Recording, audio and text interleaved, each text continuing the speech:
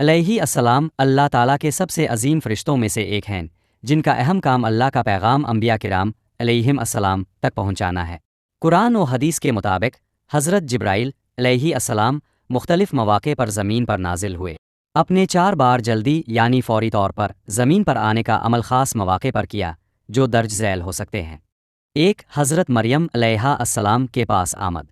حضرت جبرائیل علیہ السلام حضرت مریم علیہ السلام کے پاس ایک بشر کی شکل میں آئے تاکہ اللہ کا پیغام دے کہ وہ اللہ کے حکم سے حضرت عیسیٰ علیہ السلام کو جنم دے گی۔ قرآن سورت مریم 19:17-19۔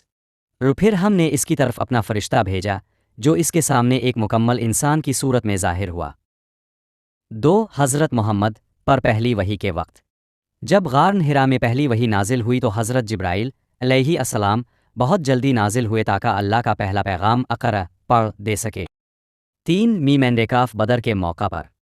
جنگ بدر کے وقت اللہ تعالیٰ نے حضرت جبرائیل علیہ السلام اور ہزاروں فرشتوں کو بہت جلدی زمین پر نازل کیا تاکہ مسلمانوں کی مدد ہو۔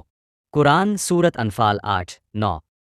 جب تم اپنے رب سے فریاد کر رہے تھے تو اس نے تمہاری دعا قبول کی کہ میں تمہاری مدد کروں گا 1000 فرشتوں سے جو ایک دوسرے کے پیچھے آئیں گے۔ 4 واقع معراج کے دوران۔ واقع معراج میں حضرت جبرائیل علیہ السلام نبی کریم کے ساتھ 7 آسمانوں تک گئے۔ یہ ایک خاص، فوری اور آسمانی سفر تھا جس میں زمین سے آسمان تک کا رابطہ بہت جلدی میں ہوا۔